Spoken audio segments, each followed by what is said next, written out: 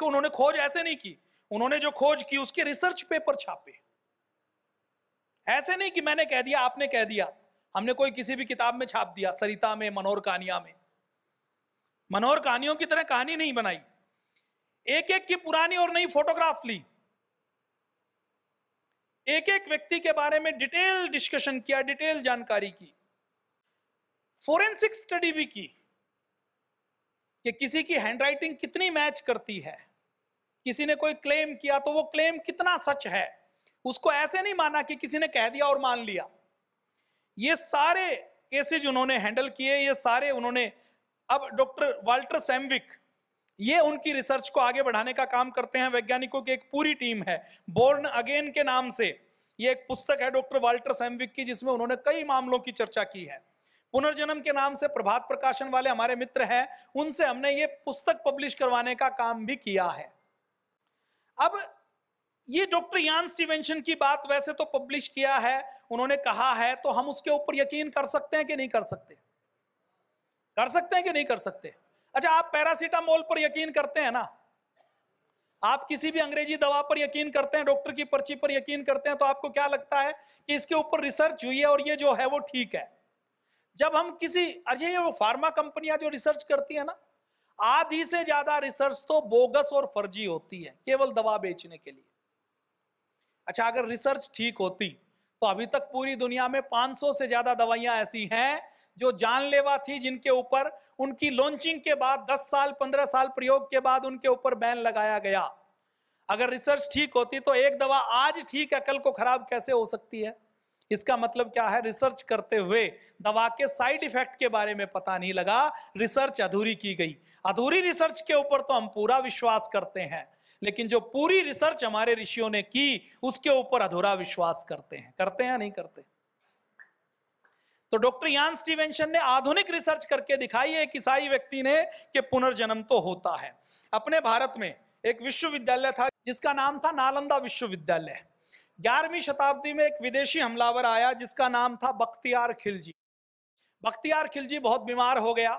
बीमार होने के बाद जब उसका कहीं पर इलाज नहीं हुआ, हकीमों से इलाज नहीं हुआ, तो उनके हकीमों ने कहा कि या तो आप मरो, और अगर आप मरना नहीं चाहते तो एक नालंदा विश्वविद्यालय है, उसमें जो मेडिकल कॉलेज है, उस मेडिकल कॉलेज में श्रीधर राहुल आचार्य नाम के एक डॉक्टर हैं, वैद्य हैं, एक चिकित्सक हैं, वो आपको बचा सकते हैं। अब खिलजी ने उसको बुलवाया, क्योंकि हमलावर था, उसको लेकर आए और उसने कहा कि तुम काफिर हो, मैं तुम्हारी दवा तो नहीं खाऊंगा, क्या पता तुम मुझे क्या मिलाकर खिला दो, मेरा धर्म भ्रष्ट कर दो।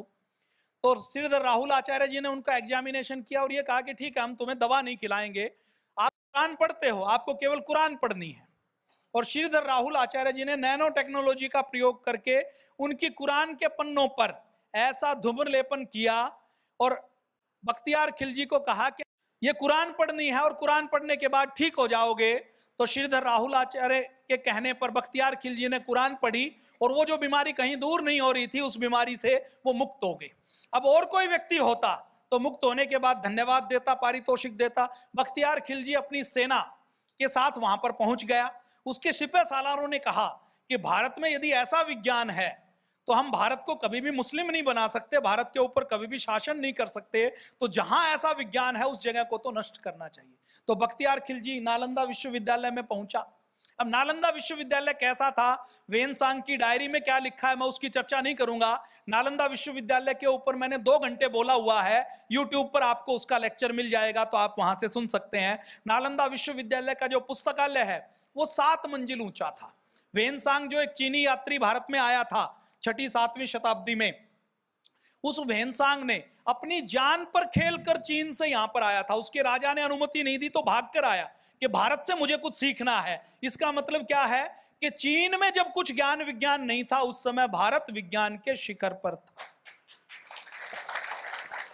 इसका मतलब क्या है कि हमारा ये जो नालंदा विश्वविद्यालय है, कल क्योंकि भारतीय शिक्षा बोर्ड की बैठक है, हमारे मन में भी क्या बिठाया हुआ है कि भारत में तो कोई स्कूल नहीं था, कोई कॉलेज नहीं था। अंग्रेजों ने पहले आकर मद्रास के अंदर, कलकत्ता के अंदर, मुंबई के अंदर कॉलेज खोला, ऐसा पढ़ाया जाता है ना, ऐसा स्कूल खोला। फिर कहा जाता है कि ऑक्सफोर्ड सबसे पुराना विश्वविद्यालय है। हार्वर्ड सबसे पुराना विश्वविद्यालय है। तो वो जो सारे झूठ पढ़ाए जाते हैं वो भी नालंदा से खंडित होते हैं। तो नालंदा विश्वविद्यालय में जब बख्तियार खिलजी अपनी सेना लेकर पहुंचा, और ये विश्वविद्यालय ऐसा था जिसमें 10,000 विद्यार्थी पढ़ते थे। 10,000 विद्यार्थी कैसे पढ़ते थे? रेजिडेंशियल पढ़ते थे। अभी भी भारत में ऐसा एक भी विश्वविद्यालय नहीं है जहां पर 10,000 विद्यार्थी रेजिडेंशियल पढ़ते हों, अभी भी नहीं है। तो 10,000 विद्यार्थियों के ऊपर 3,000 4,000 आचार्य करते थे, और एक कमरे में एक एक दो विद्यार्थी रहते थे। लैब बनी हुई थी, सारे दर्शन के, ब्रह्मांड के, विज्ञान के और भौतिक विज्ञान के सारे विषय वहां पर पढ़ाए जाते थे। दूर दूर तक जो लोग आते थे उनका एंट्रेंस टेस्ट लेते थे, और एंट्रेंस टेस्ट लेने के बाद ही उनको प्रवेश मिलता था उस विश्वविद्यालय में। जो पुस्तकालय था, उस पुस्तकालयों में ऐसा कहा जाता है 80 लाख पांडुलिपियां थी। कितनी थी? और ये कब की बात है? ये 12वीं शताब्दी की बात है। 11वीं 12वीं शताब्दी में, आज से 900 साल पहले 80 लाख पांडुलिपियां थी। तो बख्तियार खिलजी वहां पर पहुंचा, उसने वहां के सारे आचार्यों को बुलाया, कुलपति को बुलाया, और उससे कहा कि ये जो तुम्हारा विश्वविद्यालय है, लाइब्रेरी है, इसमें क्या है? तो उन्होंने कहा जी इसके अंदर बहुत सा ज्ञान विज्ञान है, बहुत सी पुस्तकें हैं जिसमें सारी मानवता के कल्याण का ज्ञान विज्ञान है। तो उसने कुरान निकाली और उसने कहा कि ये देखो सबसे बड़ा विज्ञान इसी के अंदर है। अगर इन 80 लाख पुस्तकों के अंदर वो विज्ञान है जो इसके अंदर है, तो 80 लाख की क्या जरूरत है? केवल एक पुस्तक हमारे पास है ना, कुरान, तो इनको जला देना चाहिए। और फिर उसने खुद ही कहा, उसने कहा कि पूरी दुनिया का सत्य केवल कुरान के अंदर है। यदि इनके अंदर कोई ऐसी चीज है जो कुरान के अंदर नहीं है, तो इनको इस धरती के ऊपर रहने का अधिकार नहीं है, तो भी इनको जला देना चाहिए। और बख्तियार खिलजी की लाखों की सेना कई महीने तक उन पांडुलिपियों को, ताड़पत्र की लकड़ी की पट्टियों के ऊपर पांडुलिपि होती थी ना, तो उनको जला जलाकर पानी गर्म करते रहे, आग तापते रहे, खाना बनाते रहे। 80 लाख पांडुलिपियों को नष्ट कर दिया, इस विश्वविद्यालय को नष्ट कर दिया। यह विश्वविद्यालय जमीन में दब गया और लोग भूल गए कि कोई ऐसा विश्वविद्यालय था। अलेक्जेंडर कनिंघम नाम का एक अंग्रेज था, 1870 में उसने वेनसांग की डायरी पढ़ी। वेनसांग की डायरी पढ़ी तो उसने सोचा कि विदेशी यात्री ने लिखा है तो झूठ तो नहीं लिखा। तो वेनसांग ने लिखा हुआ था कि पटना के इतने मील उत्तर में, दक्षिण में ऐसा एक विश्वविद्यालय था जहां पर मैं आया। तो अलेक्जेंडर कनिंघम ने देखा कि अभी तो कोई विश्वविद्यालय वहां पर नहीं है। तो अलेक्जेंडर कनिंघम, क्योंकि अंग्रेजों का अधिकारी था, सारे भारत पर उनका शासन था, पैसे की कोई कमी नहीं थी, उन्होंने अपनी यूनिट उठाई और वहां पर पहुंच गए। वहां पर पहुंचते हैं तो देखते हैं कि रेत का एक टीला है, विश्वविद्यालय नहीं है। जब उन्होंने खुदाई करनी शुरू की तो 30 साल तक खुदाई होती रही, और 30 साल खुदाई के बाद ये विश्वविद्यालय के खंडर निकले, जो 5 मंजिल के खंडर हैं। आप में से कोई बिहार से है या नालंदा से है तो उसने देखे होंगे।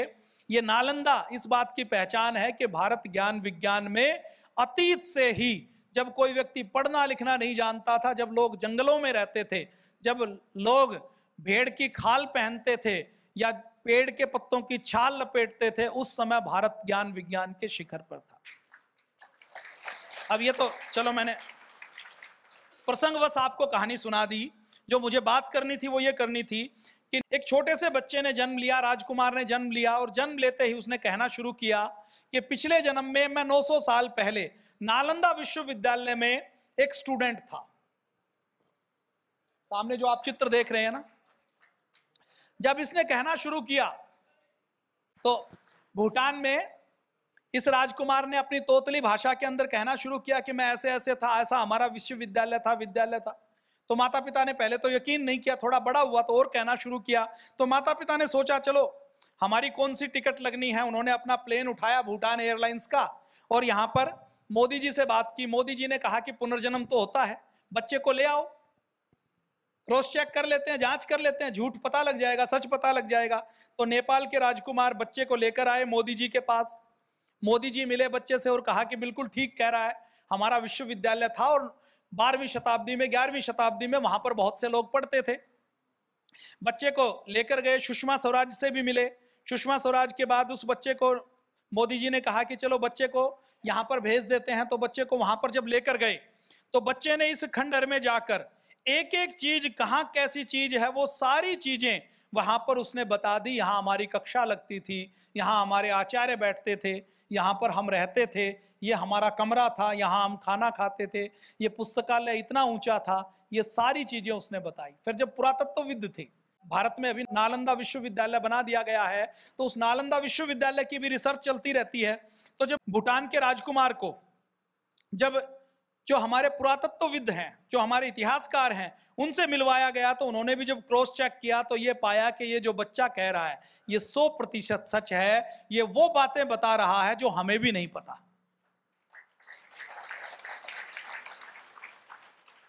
वीडियो दिखा दो भाई थोड़ा सा।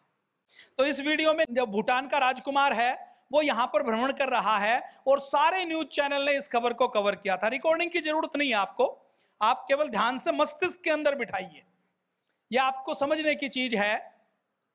तो जब इसके भूटान के राजकुमार ने यहां पर ये जो गया, तो इसने सारी चीजों को देखा और पूरे मीडिया हाउसेस ने इसके ऊपर कवर किया। आप अगर भूटान का राजकुमार पुनर्जन्म डालेंगे, भूटान री इनकारनेशन डालेंगे, तो आपको बहुत से वीडियो आ जाएंगे इंटरनेट के ऊपर, सर्च रिजल्ट्स आ जाएंगे। तो ये जब गया तो इसने पूरी मोहर लगाई। अब इसको, भूटान के राजकुमार को कोई झूठ बोलने की जरूरत है? अब भूटान के राजकुमार को 800 साल पहले ये वहां पर सेवा करता था, ध्यान करता था, इसने अच्छे कर्म किए। नालंदा विश्वविद्यालय में रहते हुए इसने बताया कि मैं वहां पर एक साधु सन्यासी बौद्ध भिक्षुक के रूप में था, और बौद्ध भिक्षुक के रूप में, साधु सन्यासी के रूप में मैंने वहां पर अपने जीवन में बहुत अच्छे अच्छे काम किए, दूसरों की सेवा की, दूसरों का कल्याण किया, ध्यान भजन किया, कभी कोई गलत काम नहीं किया। तो इसको 800 साल बाद जन्म मिला। 800 साल में यदि कोई ये चिड़िया कबूतर बनता, किसी और योनि में जन्म होता, तो 800 साल पहले की याद नहीं होती ना, याद होती ज्यादातर लोगों को अपने लास्ट वाले जन्म की याद होती है। और कब तक याद होती है? 5, 7, 10 साल की उम्र तक, उसके बाद भूल जाते हैं। प्रकृति की एक व्यवस्था है। तो इस भूटान के राजकुमार के जन्म की कहानी से हमें यह प्रमाण मिलता है कि इसने यदि पिछला जन्म अच्छा जिया, अच्छे विचारों के साथ, अच्छे संस्कारों के साथ, अच्छे वाणी व्यवहार के साथ, परोपकार के साथ जिया, तो 800 साल तक तो ये कहीं ना कहीं किसी आनंद की अवस्था में रहे होंगे। मैं उसको स्वर्ग मोक्ष का नाम नहीं देता, वो आप कुछ भी माने, लेकिन 800 साल तक ये कहीं ना कहीं आनंद की अवस्था में रहे। 800 साल बाद भी इनका जन्म हुआ तो गधे के रूप में, कुत्ते के रूप में, सुअर के रूप में, शेर के रूप में, गाय के रूप में तो नहीं हुआ, चिड़िया बिल्ली के रूप में तो नहीं हुआ, किसी कीड़े मकोड़े के रूप में तो नहीं हुआ। ये सारी योनियां जो मनुष्य से अलग हैं, इन योनियों को भोग योनि माना जाता है। जैसे 2 टाइप के लोग हैं ना, कुछ लोग तो जेल के अंदर हैं, कुछ जेल के बाहर हैं। कोई व्यक्ति जब गड़बड़ करता है, गलती करता है, तो उसको क्या कहा जाता है कि इसकी स्वतंत्रता छीन लो। आप और मैं स्वतंत्र है ना, हम बाहर जा सकते हैं, चाकू लेके भी जा सकते हैं, लेकिन मैं और आप बाहर जाएं और चाकू लेकर हम किसी को चाकू दिखाकर उसकी जेब काट लें या किसी को मार लें, तो पुलिस क्या करेगी? हमें पकड़ लेगी, हमारा चाकू रखवा देगी और क्या कहेगी कि दोबारा भी चाकू लेकर जा सकता है, इसलिए इसको हवालात के अंदर, जेल के अंदर बंद कर दो, इसकी स्वतंत्रता को बाधित कर दो। होता है कि नहीं होता?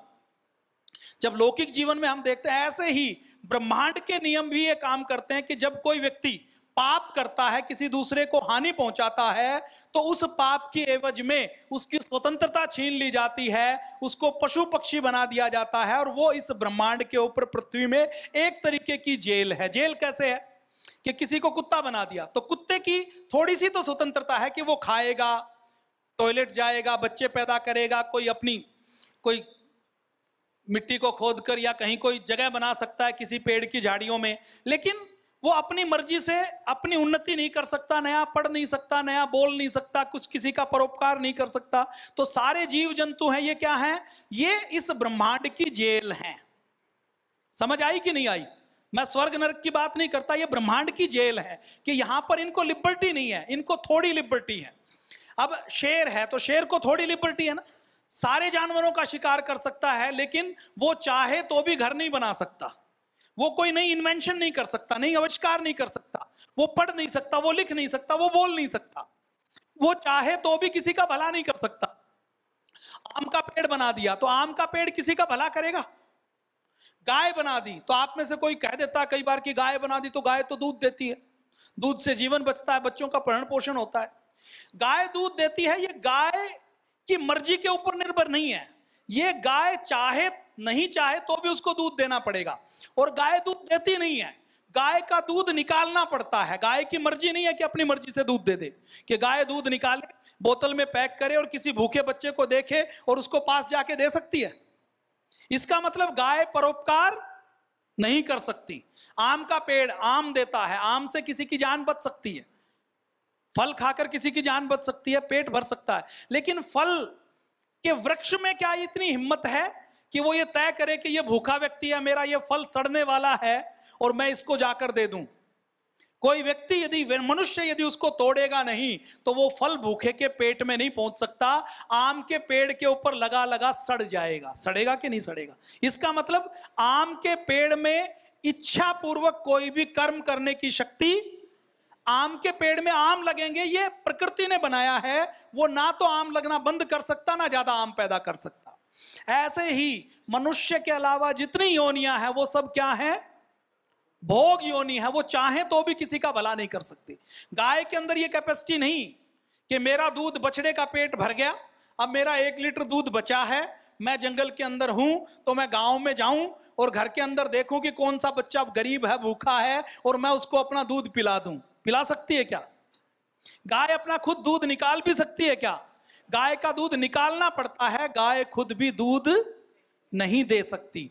तो ये सारी भोग योनियां हैं। इन्होंने पूर्व जन्म में जिन्होंने कुछ गड़बड़ की, कुछ अपनी स्वतंत्रता का गलत फायदा उठाया, उनको मनुष्यों से अलग किसी न किसी भोग योनि में भेज दिया जाता है। तो भूटान के राजकुमार को कोई भोग योनि नहीं मिली। मनुष्य की योनि भी 800 साल बाद मिली, और मनुष्य की योनि में भी देश कौन सा मिला? भूटान। परिवार कौन सा मिला? राज परिवार। अब राज परिवार में जन्म लेने के बाद आप में से बहुत से लोग ऐसे इस दुनिया में होते हैं, हमारे में से तो नहीं होंगे, जिनका जन्म खेत के अंदर हुआ, मिट्टी में हुआ, जन्म लेते ही मां मर गई, पूरी उम्र पढ़ाई की व्यवस्था नहीं, रोटी की व्यवस्था नहीं, कई बार शाम को खाना नहीं मिला, माता पिता के पास संसाधन नहीं। तो बहुत से लोगों का जन्म होता है ना। भूटान के राजकुमार का जन्म कहां हुआ? गद्दों के ऊपर हुआ। हवाई जहाज है, पूरी उम्र वो पढ़ाई नहीं करे, काम नहीं करे, तो भी उसके पूरे उम्र की जैसा चाहे वो ऐशो आराम का जीवन जी सकता है कि नहीं जी सकता? और ये उसके इस जन्म की कमाई है या पिछले जन्म की कमाई है? इस जन्म में तो उसने कुछ नहीं किया, वो तो सिर्फ पैदा हुआ है। और पैदा कहां होगा? ये क्या राजकुमार के हाथ में था? ये ईश्वर की व्यवस्था से हुआ ना, कि उसकी उस व्यवस्था से हुआ कि वो कहां पैदा होगा। ये ब्रह्मांड के किसी विज्ञान ने तय किया, कोई एक प्रकृति की व्यवस्था ने तय किया। मैं तो आपके सामने ईश्वर का शब्द लेते हुए भी बच रहा हूं कि आप भगवान को भी नहीं मानो तो भी पुनर्जन्म और कर्मफल को मानो। आप धर्म को मत मानिए, भगवान को मत मानिए, लेकिन ब्रह्मांड के विज्ञान को तो मानना पड़ेगा। कोई नास्तिक व्यक्ति भी है, उसको पैरासिटामोल को मानना पड़ेगा या नहीं मानना पड़ेगा? नास्तिक व्यक्ति को भी न्यूटन के सिद्धांतों को मानना पड़ेगा कि नहीं मानना पड़ेगा? ग्रेविटी को मानना पड़ेगा कि नहीं मानना पड़ेगा? कोई व्यक्ति कहे कि मैं तो विज्ञान को नहीं मानता, कोई मुल्ला मौलवी कहे कि मेरी कुरान में जो लिखा है वो ठीक है और मैं विज्ञान को नहीं मानता, उसको कहो कूद, मीनार से कूद और मत मान, नीचे गिरेगा।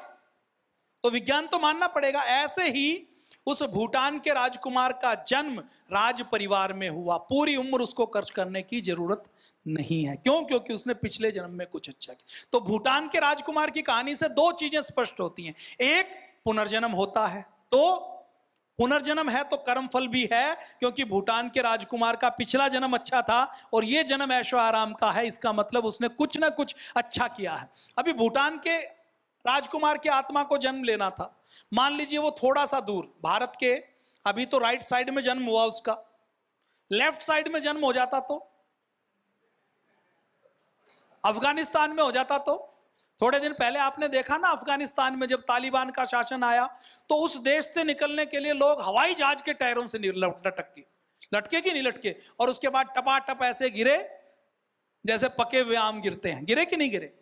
तो उस देश में लोग रहना नहीं चाहते, और राजकुमार का जन्म ऐसे देश में हुआ जहां उसको कुछ करने की जरूरत नहीं है। तो इसे एक कहानी से क्या पता लगता है कि पुनर्जन्म तो है और पुनर्जन्म के साथ साथ कर्मफल भी है। तो हमारे सनातन का जो श्रीमद् भगवत गीता में जो कृष्ण जी समझा रहे हैं अर्जुन से, अच्छा कोई सामान्य बात होती तो 5000 सालों में भूल जाते लोग। आज भी अगर जीवित है और विदेशी कोई व्यक्ति जब गीता जी को पढ़ता है, तो जब वो ये पुनर्जन्म कर्मफल के और निष्काम कर्म के धर्म के सिद्धांत को समझता है, जब वो सेवा के सिद्धांत को समझता है, तो बहुत से आपने विदेशियों को देखा होगा ना, जिनको कोई तलवार के बल पर नहीं, कोई लालच देकर नहीं, जिन्होंने अपना धर्म बदल लिया और यहीं वृंदावन के अंदर, मथुरा के अंदर, ऋषिकेश के अंदर योग की साधना करते हैं, भक्ति की साधना करते हैं। क्यों? क्योंकि उनको पता लग जाता है कि हम जिस विज्ञान को मानते हैं वो तो अधूरा विज्ञान है, पूरा विज्ञान यही है। तो हमारा जो धर्म है, आपको सिखाना और बताना क्या है? आपको सिखाना और बताना यह है कि हमारे जो शास्त्र हैं उसमें आप पैकेजिंग के ऊपर मत जाइए। उसका जो मूल सिद्धांत है वो ब्रह्मांड के सिद्धांतों को सिखाता है। और मनुष्य यदि सब कुछ सीख ले और उसको यदि अपने बारे में नहीं पता हो कि मैं कहां से आया और कहां जाना है, तो उसकी खोज अधूरी है या नहीं है?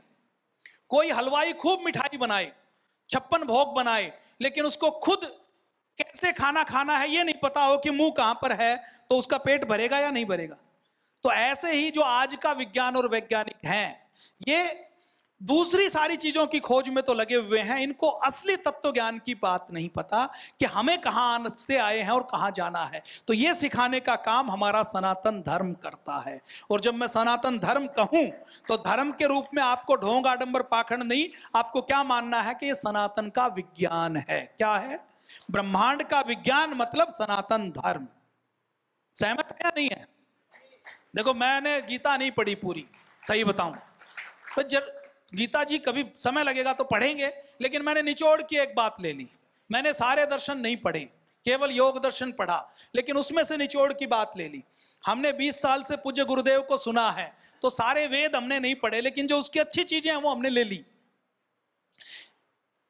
तो पुनर्जन्म 100% है। आप इसके ऊपर खूब, मैंने कुछ प्रमाण आपको दे दिए, बाकी प्रमाण आप खुद इकट्ठे करें और उसकी परीक्षा करें, और परीक्षा करने के बाद आपको पता लगेगा कि पुनर्जन्म तो है। अब पुनर्जन्म है तो कर्मफल है या नहीं है? क्यों है? अब इसमें हम लॉजिक की बात करते हैं कि यदि पुनर्जन्म है तो कर्मफल क्यों है? पुनर्जन्म है तो कर्मफल इसलिए है कि हम जब देखते हैं कि जो जन्म हो रहा है वो तो बराबर नहीं हो रहा। एक गरीब, एक अमीर, एक लूला लंगड़ा, किसी की आंखें नहीं है, किसी के माता पिता नहीं है। फिर जब किसी से कहते हैं कि इसकी आंखें नहीं है, इसके हार्ट में छेद है, जब वैज्ञानिकों से, डॉक्टर से पूछते हैं तो वो क्या कहता है कि इसके अंदर जेनेटिक डिफेक्ट्स है, इसके माता पिता के जीन्स से आनुवांशिक तौर पर इसको ये बीमारी मिल गई, माता पिता को बीमारी होगी। और जब उनको हम कहते हैं कि 2 जुड़वा बच्चे पैदा हुए हैं, दोनों जुड़वा बच्चों में एक के अंदर कमी है, दूसरे के अंदर नहीं है, तो ये क्यों हुआ? एक माता पिता के उसी जीन्स के, उसी डीएनए के, उसी क्रोमोजोम से, उसी खून से 7 भाई बहन पैदा हुए, 7 में से कोई तो बिल्कुल डम मूर्ख है और कोई बहुत बड़ा विद्वान है। एक प्रधानमंत्री बन जाता है, मोदी जी प्रधानमंत्री बन गए, और जो परिवार के दूसरे भाई हैं, उसी मां की कोख से जिनका जन्म हुआ, वो सामान्य जिंदगी जी रहे हैं। कोई कबाड़ी का काम कर रहा है, कोई बुराई नहीं है कोई भी काम करने में, लेकिन मैं बता रहा हूं कि अंतर कितना है। एक व्यक्ति वैज्ञानिक बन जाता, दूसरा व्यक्ति मूर्ख हो जाता। तो इसका मतलब जन्म लेते हुए यदि सब की स्थिति एक जैसी नहीं है तो सबका अकाउंट 0 से शुरू नहीं हो रहा। इसका मतलब अकाउंट पहले से चला आ रहा है। किसी बैंक में आप अकाउंट खोलें, अकाउंट खोलते ही मैनेजर ये कहता है कि आपके नाम पर इतना लोन है। अकाउंट खोलते ही आपने मिनिमम बैलेंस के लिए 1000 रुपए जमा किया, तो मैनेजर ये कहेगा कि अब आपके अकाउंट के अंदर 50,000 रुपए अपने आप आ गए। कभी हो सकता है? जब इस भौतिक जगत में ये नहीं हो सकता, तो ईश्वर की व्यवस्था के अंदर कैसे हो सकता है? तो अगर जन्म सबका बराबर नहीं है, सबका अकाउंट बराबर नहीं है, सबको बुद्धि बराबर नहीं है, सबको धन संपत्ति बराबर नहीं है, सबको सुविधाएं बराबर नहीं है, सबके भाई बहन माता पिता बराबर नहीं है, तो इसका मतलब जन्म से पहले से कोई हिसाब किताब चला रहा है, और उसी हिसाब किताब को हमारे ऋषियों ने कर्मफल का नाम दिया है। जैसे आपके बैंक का अकाउंट होता है ना, जैसे भारत सरकार का परमानेंट अकाउंट नंबर है, पैन नंबर, आपके जितने भी खाते हैं वो उससे लिंक होते हैं ना। आपके खातों में कोई लेन देन हो, चुनाव के समय में आप 5 लाख कैश निकाले, तो तत्काल पता लग जाएगा, इनकम टैक्स डिपार्टमेंट को तुरंत नोटिस आ जाएगा। आएगा कि नहीं आएगा? आपने कोई प्रॉपर्टी खरीदी, पैन नंबर दिया, पैन नंबर के बाद उस प्रॉपर्टी को आप जब टैक्स की फाइल करेंगे तो अपने आप उसका रिकॉर्ड आता है, नहीं आता? तो जैसे हमारा परमानेंट अकाउंट नंबर पूरे जीवन एक जैसा होता है। हम खाते बदल सकते हैं, बैंक ऑफ बड़ौदा में खोल सकते हैं, एसबीआई में खोल सकते हैं, लेकिन पैन नंबर एक रहेगा कि नहीं रहेगा?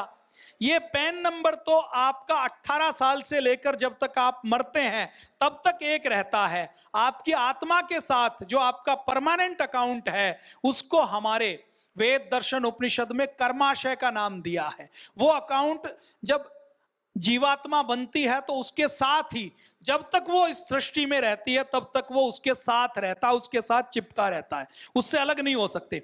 और उस कर्माशय में पैसे जमा नहीं होते। रुपए पैसे जो यहां चलते हैं, आप अमेरिका जाओ तो वहां पर 500 का नोट, गांधी जी का नोट चलता है क्या? 2000 का नोट, 1000 का नोट पहले चलता था। एक दिन मोदी जी रात को आए और उन्होंने जैसे ही कहा कि कल से ये नहीं चलेगा तो उसके बाद बंद हो गया। नहीं हुआ? हुआ कि नहीं हुआ? सारे नोट क्या हो गए? कागज के टुकड़े हो गए। ऐसे ही उस कर्माशय के अंदर पैसे जमा नहीं होते, उसके अंदर सुख और दुख जमा होता है, उसके अंदर पाप और पुण्य जमा होता है, उसके अंदर फीलिंग्स जमा होती हैं। और जैसी फीलिंग आपने अपने अकाउंट में जमा की उसके ऊपर ब्याज लगता रहता है। आपने भारत के अंदर रुपए जमा किए तो रुपए में ब्याज लग जाएगा, आपको रुपए मिल जाएंगे।